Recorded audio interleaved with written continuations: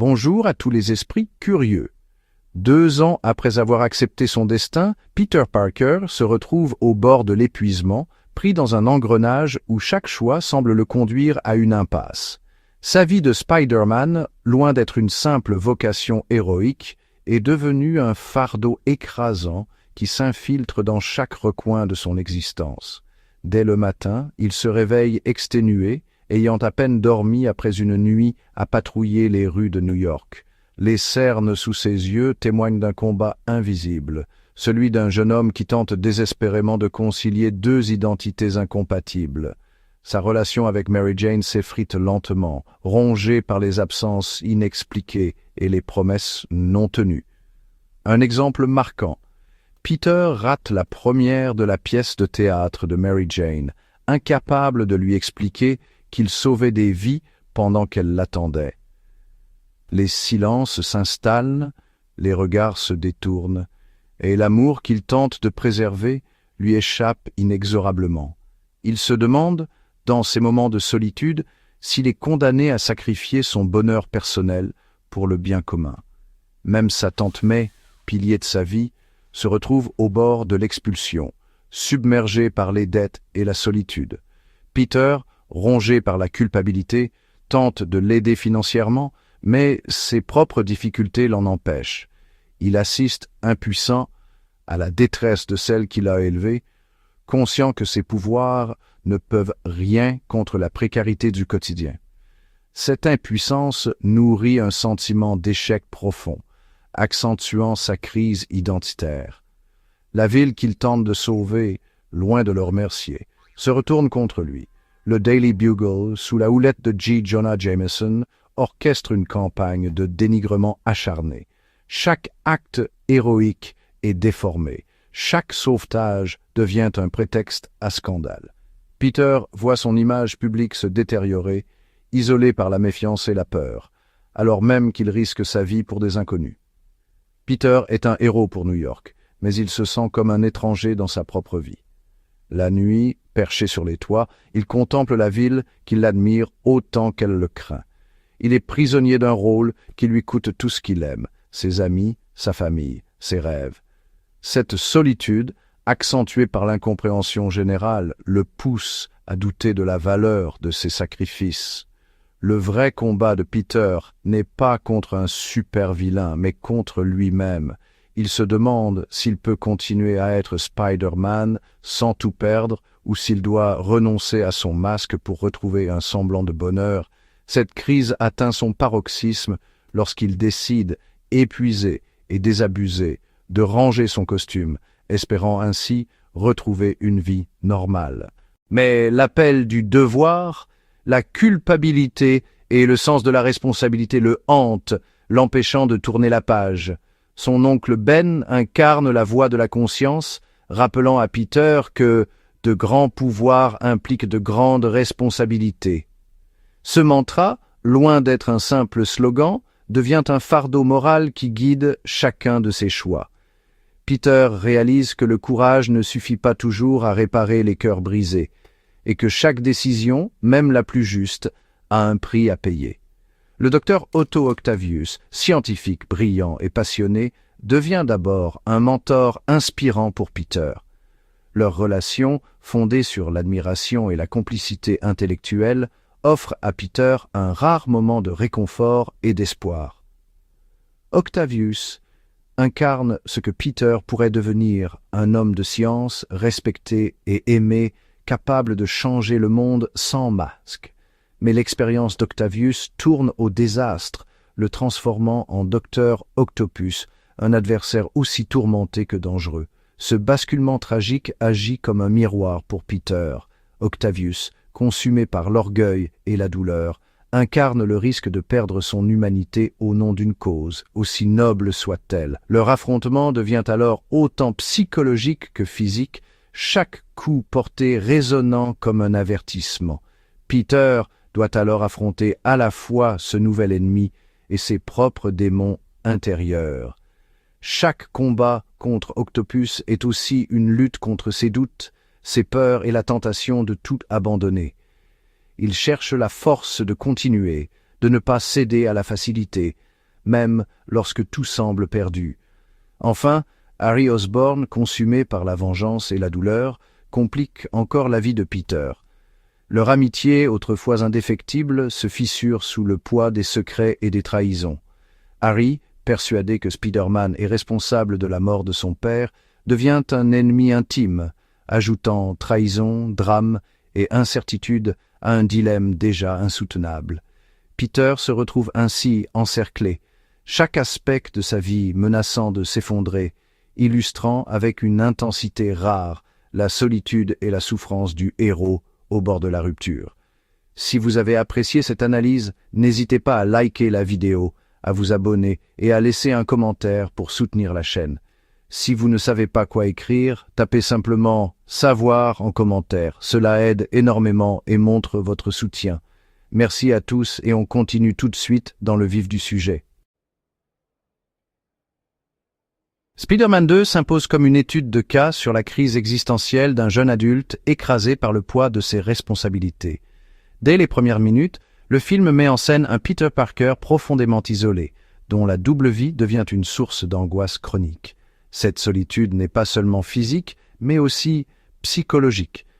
Peter est prisonnier d'un conflit intérieur permanent, partagé entre ses aspirations personnelles et le devoir moral hérité de la mort de l'oncle Ben. Peter, incarné par Tobey Maguire, incarne l'archétype du héros tragique moderne.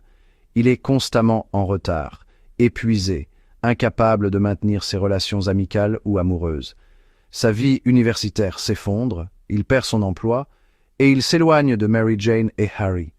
Cette accumulation d'échecs alimente un sentiment d'impuissance et de frustration, typique de la crise identitaire décrite par Erik Erikson. Peter doute de sa propre valeur, de sa capacité à être à la hauteur des attentes et s'enferme dans une spirale de culpabilité. Ce conflit psychique se manifeste de façon spectaculaire par la perte de ses pouvoirs.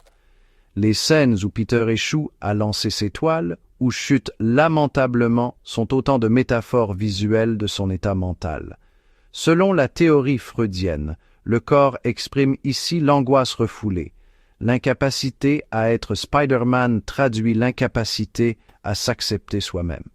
Plus il doute, plus ses pouvoirs l'abandonnent, illustrant la force destructrice de la culpabilité et du doute de soi.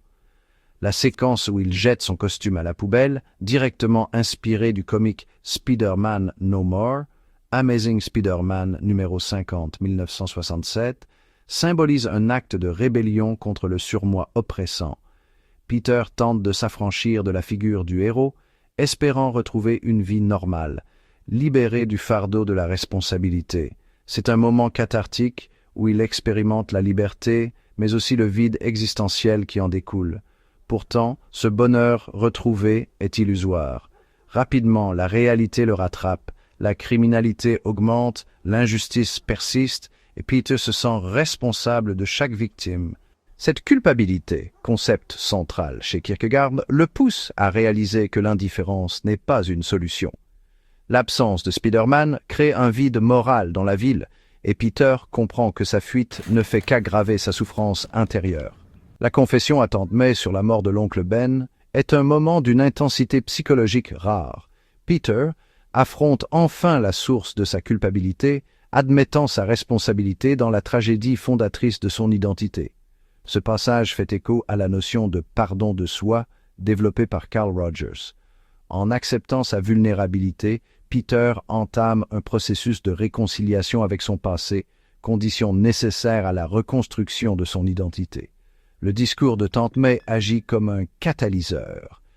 Elle lui rappelle que le courage ne consiste pas à fuir ses responsabilités, mais à les embrasser, même dans l'adversité.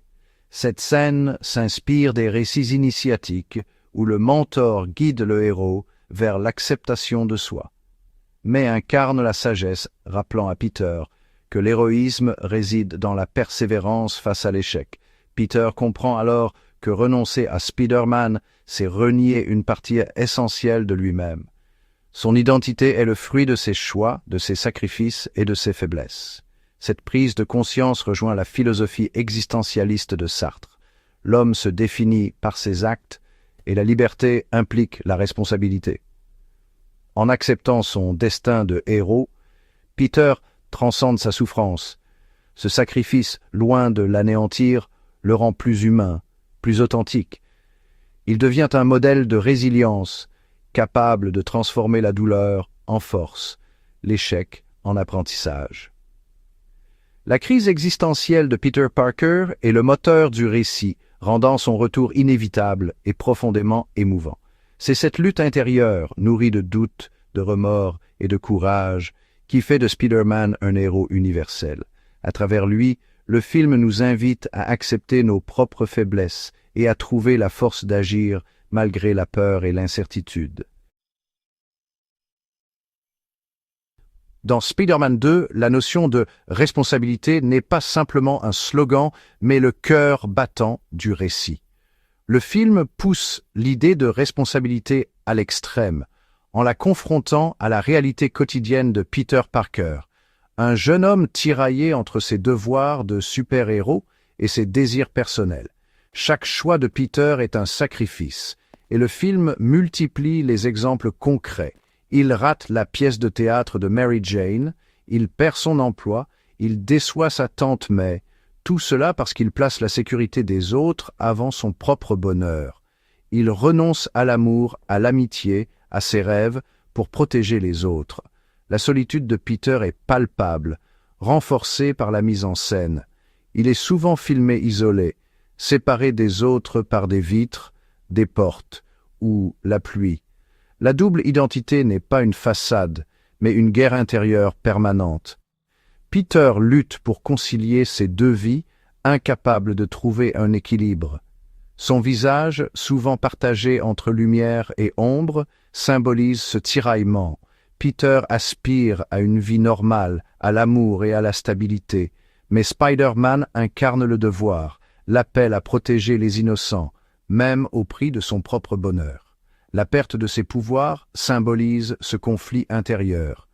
Plus il rejette son identité de Spider-Man, plus il devient impuissant. C'est une métaphore puissante de la dépression et du doute de soi. La scène du train, où Peter sauve des passagers au prix de tout, incarne le sacrifice ultime. Il met sa vie en danger, révèle son visage et accepte la possibilité de tout perdre pour sauver des inconnus. Les passagers découvrent son visage, reconnaissent son humanité et promettent de garder son secret. Ce moment souligne que le véritable héroïsme réside dans la vulnérabilité et la confiance. Le film montre que le pouvoir n'est qu'un outil. Ce n'est pas la force physique qui fait le héros, mais la volonté de faire le bien.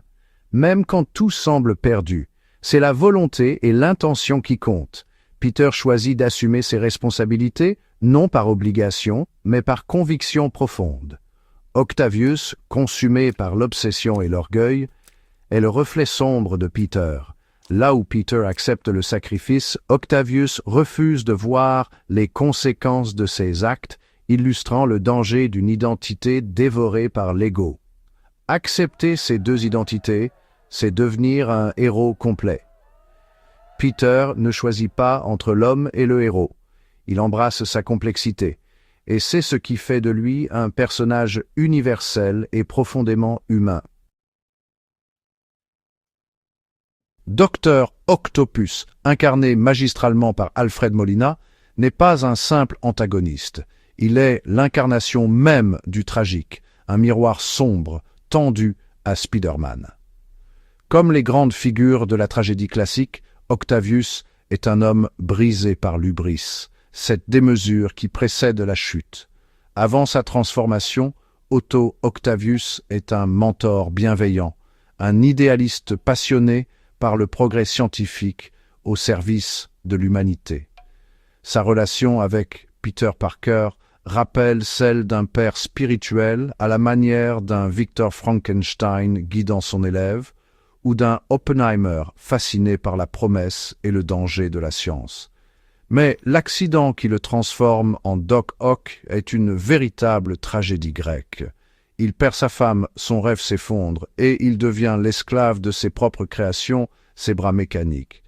Comme Icare, il s'est approché trop près du soleil, et la technologie censée libérer devient sa prison.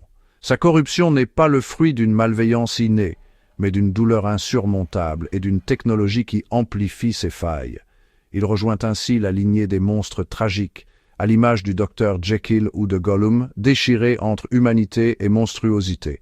Sa relation avec Peter Parker est centrale. Deux scientifiques brillants, deux destins brisés par la perte, mais qui font des choix opposés. Là où Peter choisit la responsabilité, Octavius s'abandonne à la fatalité. Leur affrontement est celui de deux reflets, comme Batman face au Joker ou Sherlock Holmes face à Moriarty, deux faces d'une même pièce. Peter tente désespérément de sauver l'homme derrière le monstre, cherchant à réveiller l'humanité enfouie sous la douleur et la rage. Cette lutte rappelle celle de Luke Skywalker face à Dark Vador, l'espoir de rédemption, même dans les ténèbres les plus profondes. Au climax, Octavius retrouve sa conscience, brise ses chaînes intérieures et choisit le sacrifice.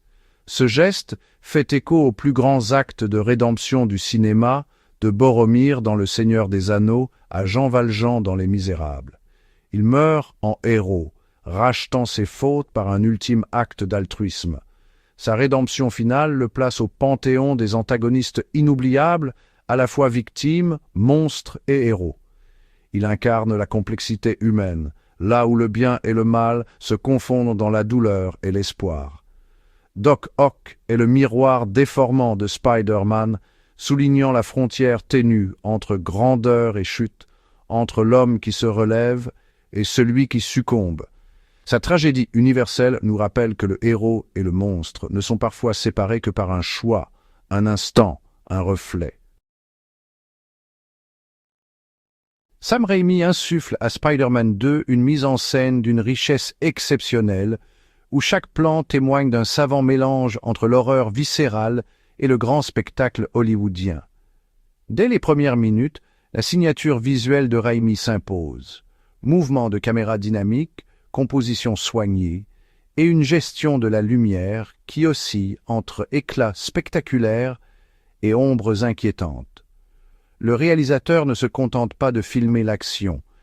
Il la chorégraphie avec une précision quasi mathématique, utilisant des travelling rapides, des zooms expressifs et des angles de vue audacieux pour immerger le spectateur dans l'univers du film.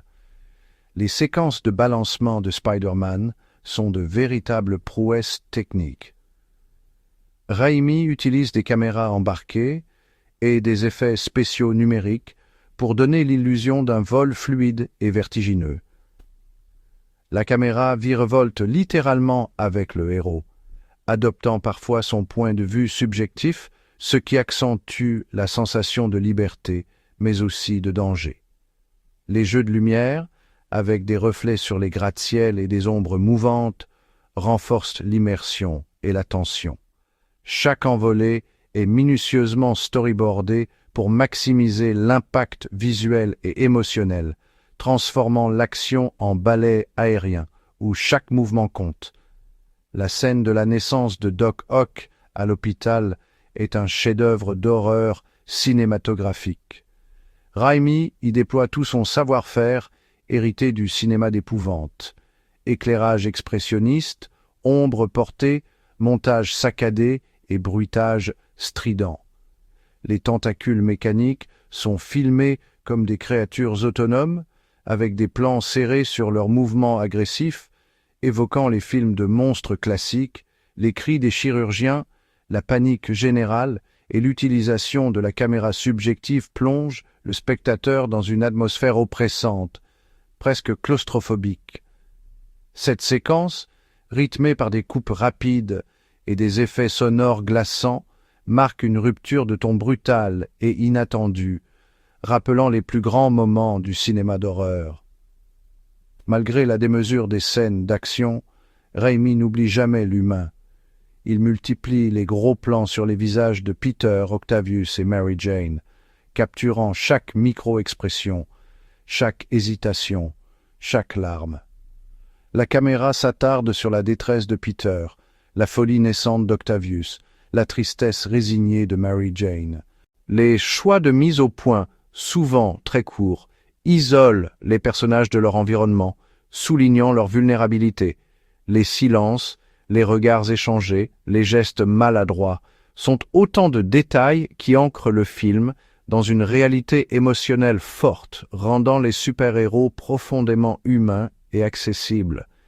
La scène du train, véritable tour de force technique, illustre parfaitement l'équilibre entre action et émotion. Raimi alterne plans larges, spectaculaires et gros plans intimes sur le visage de Spider-Man épuisé, prêt à se sacrifier. Le montage, nerveux mais lisible, maintient une tension constante, tandis que la musique amplifie l'urgence dramatique. Les effets spéciaux pratiques, combinés à des incrustations numériques, donnent une physicalité saisissante à l'action. Mais au-delà de la prouesse visuelle, c'est l'héroïsme et la vulnérabilité du personnage qui priment, créant une empathie immédiate avec le spectateur. L'esthétique du film rend hommage à l'héritage des comics, avec des couleurs saturées, des décors stylisés et des personnages hauts en couleur comme J. Jonah Jameson. Raimi joue avec les codes visuels de la bande dessinée, cadres serrés, composition symétrique, transition graphique. Certains plans semblent littéralement sortir d'une case de comique grâce à l'utilisation de filtres colorés et de lumière vive.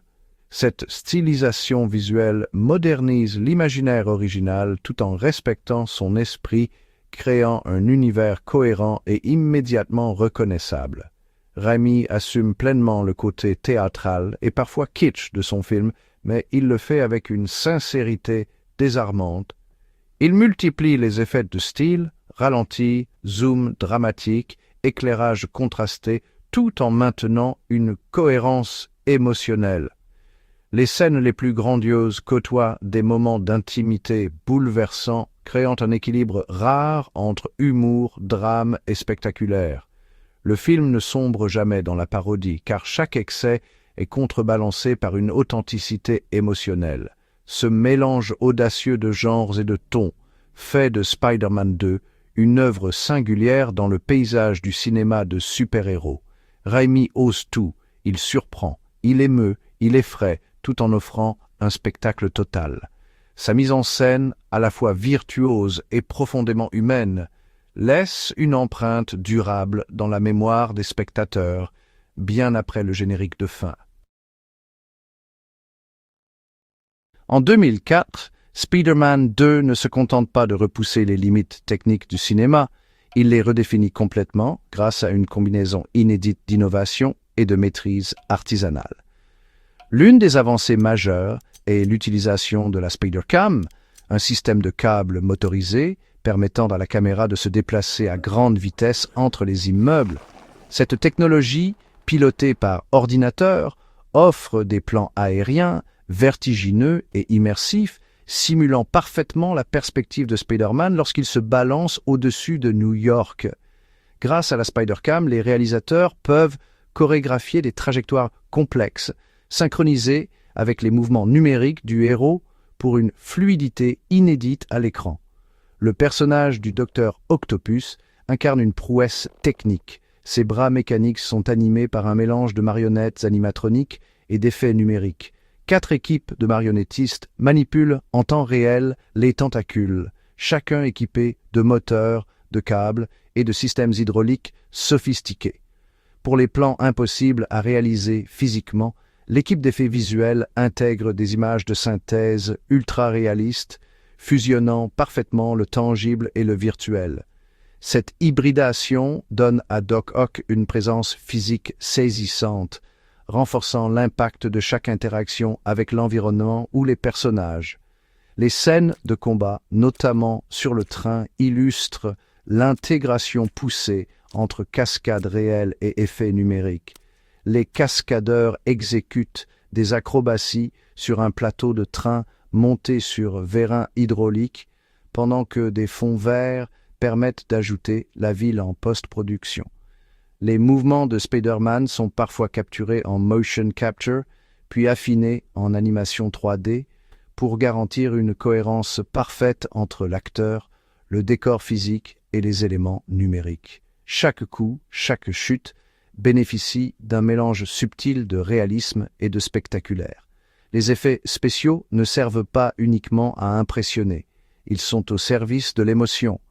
Les équipes utilisent des retouches numériques pour accentuer la vulnérabilité de Peter Parker, soulignant ses échecs et sa douleur sans jamais trahir l'authenticité du jeu d'acteur.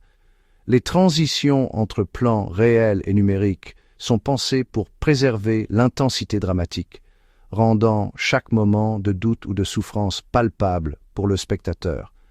La scène du train, véritable tour de force, combine prouesse physique, miniatures, effets pyrotechniques et images de synthèse. Les wagons sont construits à l'échelle réelle, montés sur rails mobiles, tandis que les environnements urbains et les effets de vitesse sont ajoutés numériquement. Cette synergie entre l'artisanat traditionnel et la technologie de pointe fait de cette séquence un sommet du genre, encore cité en référence aujourd'hui. Les effets spéciaux sont conçus pour renforcer l'histoire et l'humanité des personnages.